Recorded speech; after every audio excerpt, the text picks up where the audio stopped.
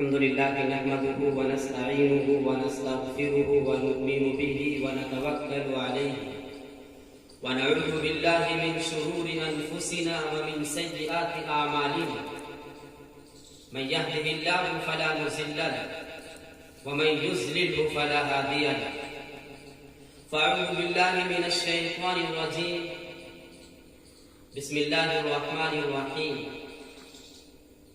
وذروا ظاهر الاسم وباطنه وقال الله تبارك وتعالى في موضع آخر وما أصابكم من مصيبة فبما كسبت أيديكم ويعفو عن كثير. بزرگان دین اور میرے عزیز ساتھیوں اور بھائیوں، آج مجھے آپ لوگوں سے جس عنوان پر بات کرنے کا موقع میسر آ رہا ہے وہ عنوان ہے ظاہر و باطن گناہوں کو چھوڑ دو. قرآن کریم کا ارشاد ہے وَذَرُوا ظَاهِرَ الْإِثْمِ وَبَاطِنَهُ.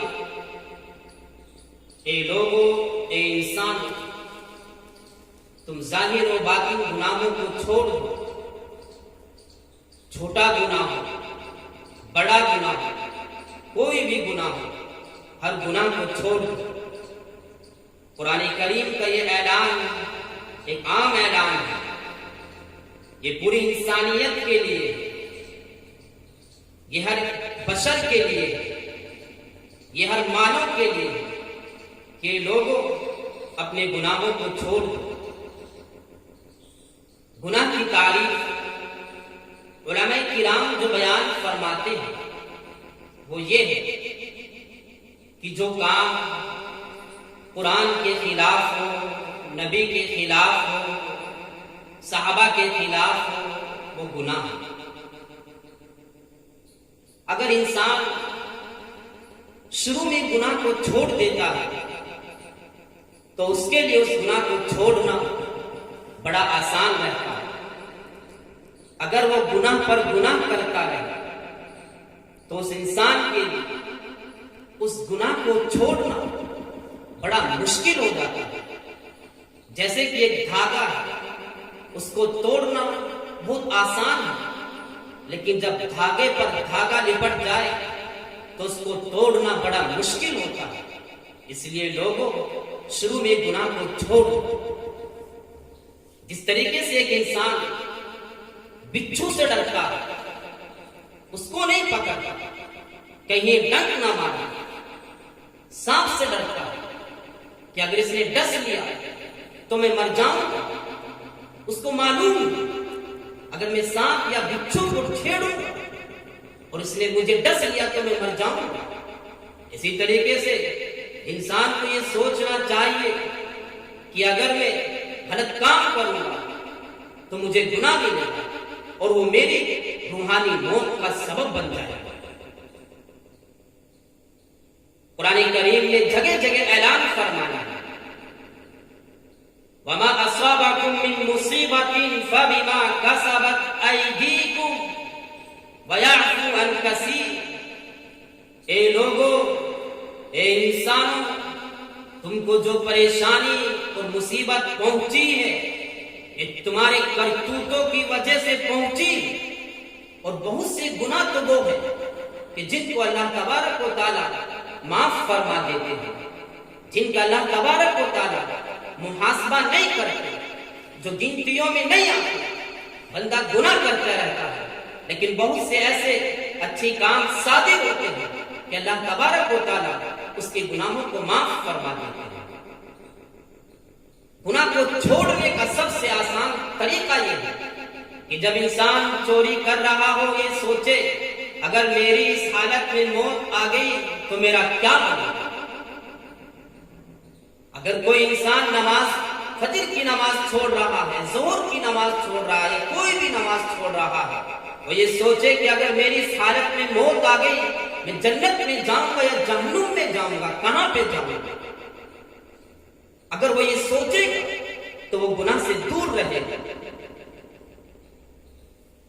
عام طور سے یہ دیکھا جاتا ہے کہ جب انسان گناہ کرتا ہے تو میرے بھائی 4 چیزیں اس کے ذہن میں رہتی ہیں۔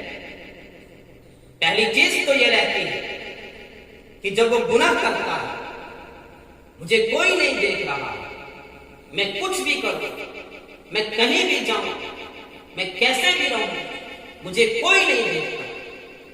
لیکن قرآن اعلان کرتا ہے ان ربک لبالمرصاد، کہ تمہارا رب تمہارے ہاتھ میں ہے، وہ تم کو دیکھ رہا ہے۔ اور مرصاد کے عربی میں جو معنی آتے ہیں وہ آتے ہیں کسی چیز کی دھات میں رہنا، اس کو ٹک ٹکی باندھ کر دیکھنا، وہاں سے نگاہ نہ ہٹانا۔ اور دوسری چیز جو انسان کے ذہن میں رہتی ہے وہ یہ سوچتا ہے میں کمرے میں ہوں، میرے ساتھ کوئی نہیں، میں کچھ بھی کروں، میں کہیں بھی بات کروں، میں کہیں بھی فون کروں، میں کچھ بھی کروں، میں چوری کروں، میں غیبت کروں، میں زنا کروں، میں بدکاری کروں، میں فحاشی کروں، میں کسی کو دھوکہ دوں، کوئی بھی کام کروں، مجھے کوئی نہیں دیکھ رہا ہے۔ لیکن قرآن کریم نے بڑی وضاحت کے ساتھ اعلان کر دیا ہے، اے لوگوں میری بات کو دھیان سے سننا۔ قرآن نے ارشاد فرمایا وَهُوَ مَعَكُمْ أَيْنَمَا كُنْتُمْ، اللہ تمہارے ساتھ جہاں تم رہتے ہو، تم پہاڑوں میں ہو، تم سوراخوں میں ہو، تم گھروں میں ہو، تم بازاروں میں ہو، تم دکانوں میں ہو، تم راستوں میں ہو، تم طرق میں ہو، تم اطراف میں ہو، تم سبل میں ہو، کہیں پر بھی ہو، اللہ تمہارے ساتھ۔ اور تیسری چیز جو انسان کے ذہن میں رہتی ہے، انسان یہ سمجھتا ہے میں اکیلا ہوں، مجھے کوئی نہیں دیکھ رہا ہے، میں سب سے مخفی ہوں، میں پوشیدہ ہوں، میں موبائل چلاؤں، میں فلمیں دیکھوں، میں کچھ بھی کروں، کمرہ بند ہے، مجھے کوئی نہیں دیکھ رہا ہے۔ لیکن اے جاہل انسان، قرآن سے اگر تم معلوم کرتا تو قرآن بڑی وضاحت کے ساتھ اعلان کرتا یعلم خائنۃ الاعین وما تخفی الصدور، اللہ تعالیٰ جانتا ہے جو تمہارے سینوں میں مخفی ہے، انہ علیم بذات الصدور، وہ بھیدوں کا جاننے والا ہے۔ اور چوتھی چیز جو عام طور سے انسان کے ذہن میں رہتی ہے، میرے والد کا انتقال ہو گیا، مجھے کوئی کچھ نہیں کہے گا، بڑا بھائی مجھ سے کچھ کہے گا لڑائی کروں گا، امی کچھ کہے گی گھر چھوڑ دوں گا، پڑوسی کچھ کہے گے تو ان سے لڑائی کر لوں گا، محلے والے کچھ کہیں گے چھوڑ کے چلا جاؤں گا۔ یہ چیزیں ذہن میں رہتی ہیں کہ اب والد صاحب تو نہیں رہے، اب مجھے کوئی کچھ نہیں کہہ سکتا۔ لیکن قرآن کریم نے کہا تو انسانوں سے بچ جائے گا، تو رشتہ داروں سے بچ جائے گا، لیکن قرآن کریم نے بڑی وضاحت کے ساتھ کہا ان اخذہ علیم شدید، اللہ کی پکڑ بڑی مضبوط، اللہ کی پکڑ بڑی سخت۔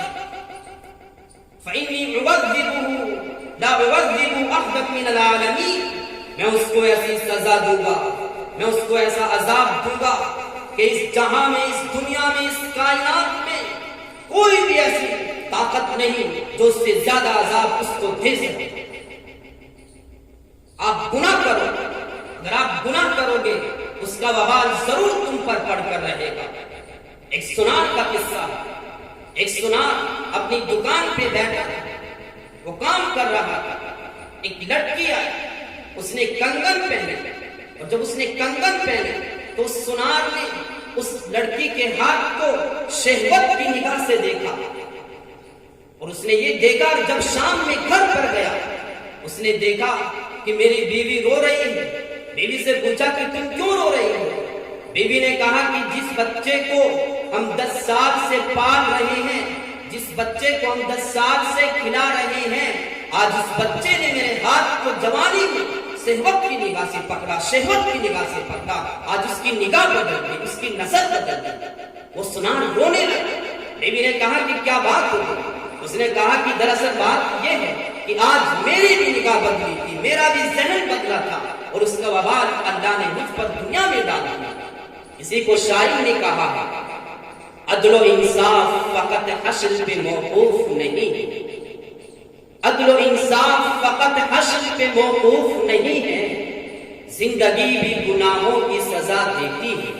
اے لوگوں، اے انسانوں، اے دنیا کے چپے پر رہنے والے لوگوں، اے پانی پت کے مسلمانوں، میں تم سے بات کر رہا ہوں، اور میری یہ بات صرف تم سے نہیں ہے بلکہ میں اس بات کے ذریعے پوری دنیا کو میسج دے رہا ہوں، پوری دنیا سے بات کر رہا ہوں، اور میں بڑی وضاحت کے ساتھ کہہ رہا ہوں کہ جہاں چار چیزیں انسان کے ذہن میں آتی ہیں اور انسان کا ذہن بدلتا ہے، کل قیامت کے دن جب اللہ کا سامنا ہوگا، جب اللہ کے سامنے ہوں گے، اور جس وقت اللہ کے علاوہ کوئی بادشاہت نہیں ہوگی، کوئی ملوکیت نہیں ہوگی، کوئی شہنشاہیت نہیں ہوگی، اگر کسی کی چلے گی، کوئی حاکم ہوگا، کوئی جبار ہوگا، کوئی قہار ہوگا، کوئی رزاق ہوگا، تو صرف اور صرف وہ اللہ ہوگا، اللہ کے علاوہ کسی کی نہیں سنی جائے گی۔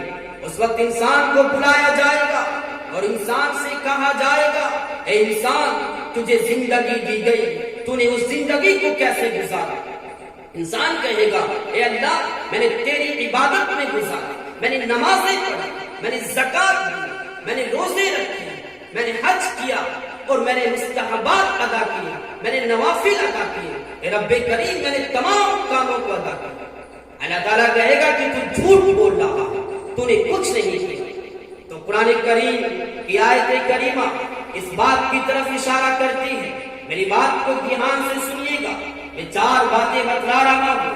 قرآن کریم نے کہا، وَوُضِعَ الْكِتَابُ فَتَرَى الْمُجْرِمِينَ مُشْفِقِينَ مِمَّا فِيهِ فَيَقُولُونَ يَا وَيْلَتَنَا مَا لِهَذَا الْكِتَابِ لَا يُغَادِرُ صَغِيرَةً وَلَا كَبِيرَةً إِلَّا أَحْصَاهَا وَوَجَدُوا مَا عَمِلُوا حَاضِرًا وَلَا يَظْلِمُ رَبُّكَ أَحَدًا، کہ جس دن تیرے نامۂ اعمال کو کھولا جائے گا، تیرے رجسٹر کو کھولا جائے گا، تیرے سامنے تیرے گناہ کو رکھا جائے گا، اے انسان، تو نے کتنی نمازوں کو چھوڑا، تیرے سامنے لایا جائے گا، تو نے ماں باپ کی کتنی نافرمانی کی، تجھے بتایا جائے گا، تو نے کہاں پر چوری کی، تو نے کہاں زنا کیا، تو نے کہاں بدکاری کی، ایک ایک چیز سامنے لائی جائے گی۔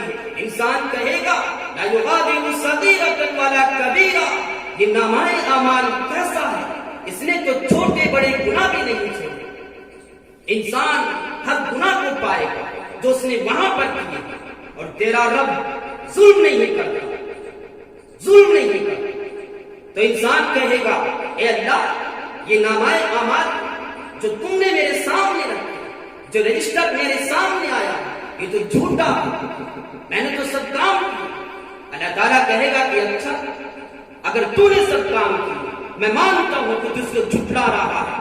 اب اللہ تعالیٰ جو کرامن کاتبین، دوسرے گواہ، وَإِنَّ عَلَيْكُمْ لَحَافِظِينَ کِرَامًا کاتبین یعلمون ما تفعلون، اللہ تعالیٰ کرامن کاتبین کو بلائیں گے، فرشتوں کو بلائیں گے، اور ان سے کہیں گے، بتاؤ اس انسان نے کیا کیا گناہ کیا۔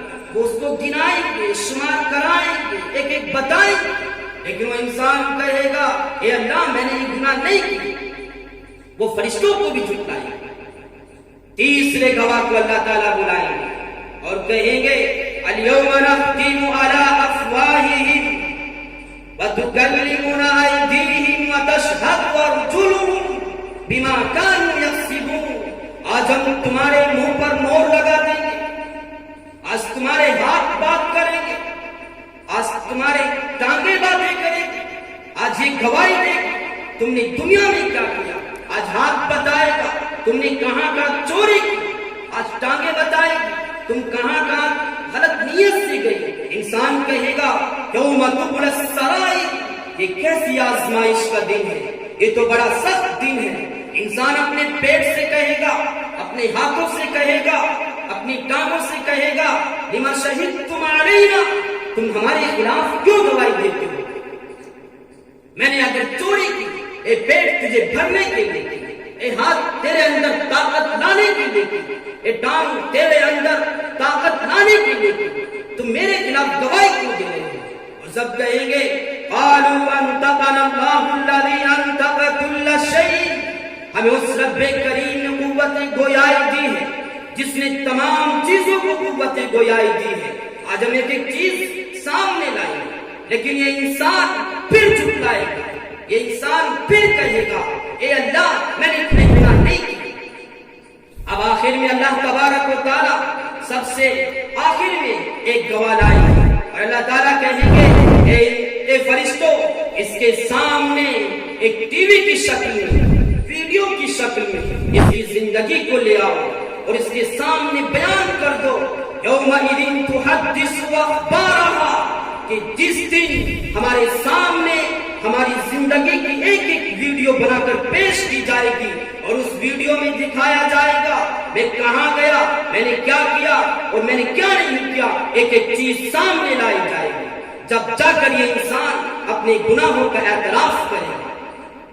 اے لوگوں, اے انسانوں, میرے دل میں درد ہے, میرے سینے میں درد ہے, میری زبان کب کپاتی ہے کہ آپ اپنے آپ کو سدھار, اپنی زندگی کو سدھار اور وَذَرُوا ظَاهِرَ الْإِثْمِ وَبَاطِنَهُ, اور چھوٹے اور بڑے گناہوں کو چھوڑ.